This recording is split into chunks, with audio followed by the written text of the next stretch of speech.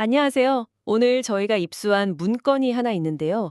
이게 그냥 단순한 투자자 발표 자료가 아니더라고요. 네, 그쵸. 이건 뭐랄까, 거의 금융 세계를 정복하려는 거대한 제국의 작전 계획서, 그런 느낌이었어요. 아, 비유가 아주 정확한데요. 네, 두 개의 거대한 군단이 나옵니다. 바로 캐시앱과 스퀘어. 맞습니다. 하나는 소비자를, 다른 하나는 판매자를 향하고 있죠. 오늘 저희 임무는 이 두 플랫폼이 어떻게 서로 맞물려 돌아가면서 기존 금융시장을 바꾸려 하는지 그 아주 치밀한 전술을 한번 파헤쳐 보는 겁니다. 여기서 진짜 재밌는 점은 이 둘이 각자 싸우는 게 아니라는 거거든요. 아, 그쵸. 소비자가 캐시앱으로 쓴 돈이 결국 스퀘어를 쓰는 상인에게 흘러들어가고요. 그 데이터가 다시 이 두 생태계를 더 강하게 만들어주는 일종의 선순환 구조를 만드는 거죠. 어떻게 사용자를 그 순환고리 안으로 끌어들여서 뭐랄까 절대 빠져나가지 못하게 만드는지. 네, 바로 그 설계도를 들여다보는 게 오늘 이야기의 핵심입니다. 좋습니다. 그럼 소비자 쪽 군단 캐시앱부터 한번 시작해 보죠. 자료를 보니까 이 규모가 정말 어마어마하네요. 네네. 미국에서 웰스파고, JP모건, 뱅크 오브 아메리카 다음으로 네 번째로 큰 직불카드 프로그램을 운영하고 있대요. 맞아요. 그리고 미국 10대 5명 중 1명이 캐시앱 카드를 쓴다고 하죠. 와, 그러니까 모든 전략이 이 카드 한 장에서 시작되는 셈이네요. 바로 그겁니다. 이 카드는 그냥 플라스틱 조각이 아니에요. 일종의 관문 같은 거군요. 네, 맞아요. 사용자를 생태계로 끌어들이는 관문이죠. 그리고 그 관문을 통과한 사용자에게 가장 먼저 제시하는 무기가 그게 바로 커머스 스위트군요. 네, 특히 선금의 후결제 서비스인 애프터페이. 이 애프터페이를 캐시앱 안에 완전히 녹여내려는 전략입니다. 아, 그 통합 전략이 벌써 성과를 내고 있네요. 작년 7월부터 10월 초까지 대출 실행액이 연간 기준으로 20억 달러에서 30억 달러 이상으로 급증했다고 나와 있어요. 심지어 곧 새로운 카드도 나오죠. 네, 맞아요. 구매 전에도 애프터페이 한도를 미리 받아서 쓸 수 있는 비자 플렉스 카드. 근데 이게 기존 신용카드랑은 접근 방식이 아예 달라요. 어떻게 다른가요? 이 대출은 회전하지 않는, 그러니까 non-revolving 대출이거든요. 회전하지 않는다. 네, 빌린 돈을 다 갚아야만 다음 대출을 받을 수 있는 구조예요. 소위 말하는 카드 돌려막기 같은 부채의 늪에 빠질 위험을 원천적으로 막는 거죠. 잠깐만요. 근데 그 방식이 신용카드 회사 입장에서는 수익성이 좀 떨어지지 않나요? 오, 정확한 지적이세요. 보통은 이자가 계속 붙는 리볼빙이 핵심 비즈니스 모델이잖아요. 이건 의도적으로 단기 수익을 좀 포기하는 전략인가요? 네, 맞습니다. 단기적인 대출 이자 수익보다 훨씬 더 큰 그림을 보고 있는 거예요. 더 큰 그림이라면? 바로 신뢰와 통제감입니다.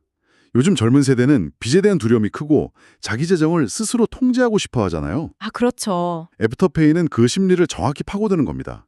우리는 당신이 감당할 수 있는 만큼만 빌려줍니다. 라는 메시지를 주는 거죠. 이렇게 신뢰를 쌓아서 결국 미국에 있는 모든 애프터페이 사용자를 캐시앱 생태계 안으로 데려오는 게 최종 목표고요. 신뢰를 기반으로 사용자를 확보한다. 흥미로운 접근이네요.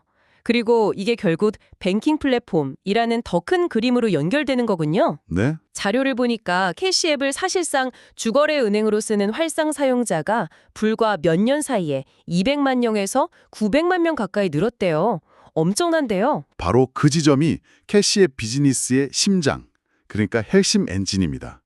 그냥 친구한테 돈 보내는 일반 사용자랑 주거래 은행으로 쓰는 사용자는 가치가 완전히 달라요. 얼마나 다른데요? 자료에 따르면요. 주거래 은행 활성 사용자는 일반 사용자보다 연간 10배가 넘는 총이익을 회사에 안겨준다고 합니다. 10배요? 와, 정말 엄청난 차이네요. 하지만 사람들의 주거래 은행을 바꾸는 게 세상에서 가장 어려운 일 중 하나잖아요. 맞습니다. 관성이 엄청나죠. 그 엄청난 관성을 어떻게 깨겠다는 걸까요? 5,800만 명이나 되는 월간 활성 사용자를 전부 주거래 고객으로 만든다는 건데 뭔가 특별한 비밀 병기 같은 게 있겠죠? 당연히 있습니다. 그 비밀 병기 이름이 바로 캐시앱 그린이라는 새로운 프로그램이에요. 캐시앱 그린? 네. 한 달에 500달러 이상 쓰거나 아니면 월급을 캐시앱 계좌로 받으면 그린 등급이라는 걸 받게 됩니다. 아, 그러니까 이건 단순히 포인트를 주는 걸 넘어서 사용자의 금융 습관 자체를 하나의 게임처럼 만드는 거군요. 정확합니다. 은행 업무를 숙제가 아니라 퀘스트 깨기처럼 느끼게 해서 스스로 더 깊이 빠져들게 만드는 일종의 심리적인 장치네요. 네. 게이미피케이션의 정수라고 할 수 있죠. 그리고 이 게임의 최종 보상, 가장 중요한 당근이 있습니다. 그게 뭔가요? 바로 borrow 기능의 잠금 해제입니다. 최대 1,000달러까지 빌릴 수 있는 소액 단기 대출인데요. 이게 캐시앱의 모든 제품 중에서 시장 적합성이 가장 높은, 한마디로 사용자들이 제일 원하는 기능이에요. 아하. 대출 사업 자체로도 훌륭하지만 이제는 사용자들이 그 그린 등급을 달성하기 위해서, 즉 주거래 은행 고객이 되기 위해서 자발적으로 움직이게 만드는 가장 강력한 유인책이 된 거죠. 알겠습니다. 사용자를 주거래 은행 고객으로 만드는 것까지는 이제 이해가 가요. 그런데 갑자기 비트코인이라니 이건 좀 뜬금없게 들리는데요. 하하, 그렇죠. 대부분의 사람들한테 비트코인은 여전히 투기 자산이지 이걸로 뭐 커피를 사 마시진 않잖아요. 네, 여기서 회사가 보는 진짜 기회는 대체 뭘까요? 아주 중요한 질문입니다. 표면적으로는 그냥 캐시앱 지도에 비트코인 받는 상점이 표시되고 QR코드로 결제할 수 있게 됐다, 이거죠. 네. 하지만 이건 시작에 불과해요. 진짜 혁신은 그 뒷단에서 일어나는 달러 기반의 비트코인 결제. 달러 기반의 비트코인 결제요? 그게 무슨 말이죠? 자, 사용자는 캐시앱에 있는 달러 잔액으로 결제 버튼을 눌러요. 네. 그럼 그 순간 캐시앱이 그 달러로 비트코인을 사서 라이트닝 네트워크라는 초고속 비트코인 망을 통해 판매자에게 보내주는 겁니다. 그리고 판매자는 그걸 즉시 달러로 정산받고요. 아, 그러니까 저랑 판매자는 달러로 거래한 셈인데 그 중간에 결제망만 비트코인을 쓴다는 거군요. 바로 그겁니다. 잠깐만요. 라이트닝 네트워크라는 게 정확히 뭔가요? 비트코인은 원래 결제 속도가 너무 느리고 수수료도 비싸다고 알려져 있는데 그걸 어떻게 해결했다는 거죠? 좋은 질문입니다. 라이트닝 네트워크는 비트코인의 느린 메인 도로 위에 지어진 고속도로라고 생각하시면 쉬워요. 고속도로요? 네. 소액 결제를 거의 즉시 아주 적은 수수료로 처리할 수 있게 해주죠. 커피 한 잔값 같은 결제가 가능해지는 핵심 기술입니다. 이 회사가 노리는 건 바로 이거예요. 지난 수십 년간 미국에는 비자나 마스터카드 말고 새로운 직불카드 네트워크가 없었거든요. 아, 이들은 지금 비트코인 망을 이용해서 완전히 새로운 결제 시스템, 새로운 금융 고속도로를 만들려는 겁니다. 와, 이건 그냥 비트코인 결제 기능 추가 이 수준이 아니라 기존 카드사들의 영역에 대한 정면 도전이군요. 그렇죠. 이제야 전체 그림이 보이네요. 그리고 이 모든 기능들을 하나로 묶어주는 마지막 퍼즐 조각이 등장합니다. 바로 머니봇이라는 AI 비서네요. 네. 이 머니봇이 캐시앱 경험의 최종 진화 형태라고 볼 수 있어요. 단순히 정보를 보여주는 읽기 전용 AI가 아니라 실제로 사용자를 대신해서 업무를 수행하는 에이전트인 거죠. 듣고 보니 정말 대단하네요. 저는 가끔 친구들하고 저녁 먹고 나서 그 더치페이 계산하는 게 너무 귀찮아서 아, 그럴 때 있죠. 네, 그냥 제가 다 내버릴 때도 있거든요. 근데 머니봇이 어제 저녁 식사 비용을 친구와 나눌까요? 팁을 제가 계산해 둘게요. 이렇게 먼저 제안해 준다면 하하. 이건 뭐 제 비서가 아니라 거의 제 재무 담당 집사 수준인데요. 바로 그겁니다. 재무집사.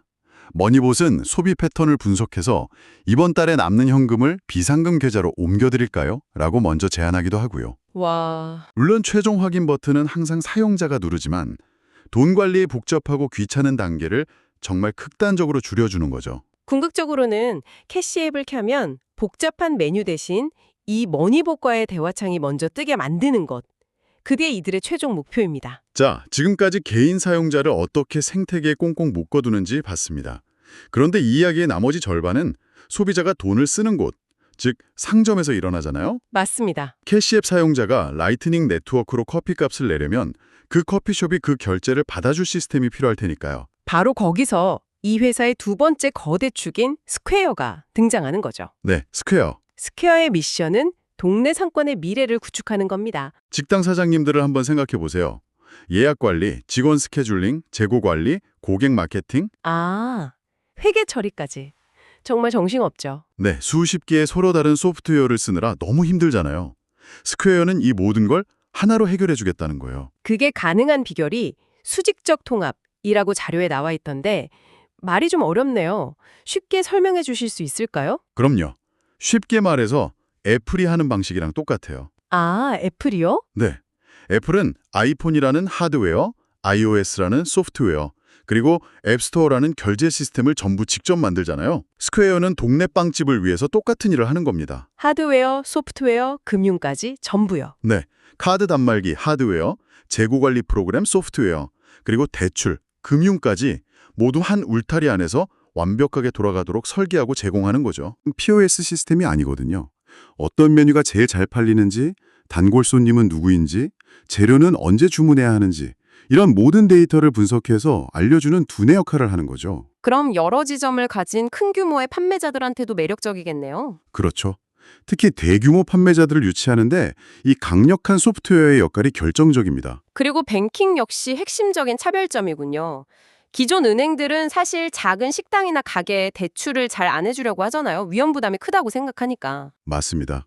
하지만 스퀘어는 다르죠. 그 가게의 일일 매출, 계절별 판매 데이터 같은 실시간 정보를 손에 쥐고 있으니까요. 아, 기존 은행이 볼 수 없는 사업의 진짜 잠재력을 파악하고 그걸 기반으로 대치를 해줄 수 있는 거예요. 게다가 상환금도 매일 카드 매출에서 자동으로 조금씩 떼어가는 방식이라 연체 위험도 낮고요. 이건 기존 은행이 절대 흉내낼 수 없는 장점이죠. 마지막으로 하드웨어네요. 스퀘어는 스스로를 첫날부터 하드웨어 회사였다고 말할 정도로 자부심이 강하네요. 네. 템플턴 터치라는 별명까지 붙었다고요. 그게 구체적으로 어떤 디자인 특징을 말하는 건가요? 애플 제품처럼 미니멀리즘 같은 건가요? 비슷합니다. 템플턴 터치는 기능적이면서도 우아하고 그 가게의 인테리어랑 잘 어울리는 디자인 철학을 의미해요. 아, 그 투박하고 못생긴 회색 플라스틱 결제 단말기가 아니고요.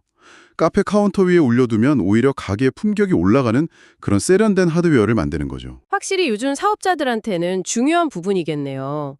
성공 사례로 반 루벤 아이스크림 프랜차이즈가 나오네요. 70개 지점 전체를 스퀘어로 운영하면서 연간 5천만 달러의 거래액을 기록하고 있다고요. 네, 바로 그게 스퀘어 시스템의 강력함을 보여주는 증거죠. 개별 상점뿐만 아니라 프랜차이즈까지 공략할 수 있다는 뜻이니까요. 그렇죠. 소프트웨어, 뱅킹, 하드웨어가 완벽하게 통합된 일종의 상점용 운용체제, OS를 제공하는 겁니다. 그래서 사장님들이 복잡한 기술 문제 대신 사업 본질에만 집중할 수 있게 해주는 것, 그게 스퀘어의 핵심 가치예요. 오늘 분석을 정리해보면 정말 흥미롭습니다. 캐시앱은 캐시앱 그린이라는 게임 같은 로열티 프로그램과 보로우라는 아주 강력한 유인책으로 사용자를 생태계 깊숙이 끌어들이고요. 네. 그리고 그 위에 머니보치라는 AI 집사, 또 비트코인 기반의 새로운 결제 고속도로라는 미래 기술을 쌓아 올리고 있습니다. 그리고 스퀘어는 하드웨어부터 금융까지 모든 것을 봉합한 올인원 운영체제를 제공하죠. 동네빵집부터 대형 프랜차이즈까지 모든 사업자들이 겪는 복잡함을 단순함으로 바꿔주고 있고요. 네, 결국 이 두 플랫폼은 각자의 영역에서 기술을 통해 금융과 상거래 본질적인 문제들을 해결하려는 거대한 시도다, 이렇게 볼 수 있겠습니다. 마지막으로 듣고 계신 여러분이 한번 생각해 볼 만한 질문을 하나 던져보겠습니다. 오늘 이야기한 AI 비서 머니봇은 현재로서는 항상 사용자의 최종 확인을 거친다고 했잖아요. 네, 그랬죠. 하지만 만약 이 AI가 계속 학습해서 언젠가 당신보다 당신의 재정 상태를 더 잘 알게 된다면 어느 순간부터는 확인 절차 없이 스스로 돈을 관리하도록 맡길 수 있을까요? 진정한 자율금융의 시대가 온다면 우리는 편리함과 통제권 사이에서 과연 어떤 선택을 하게 될까요?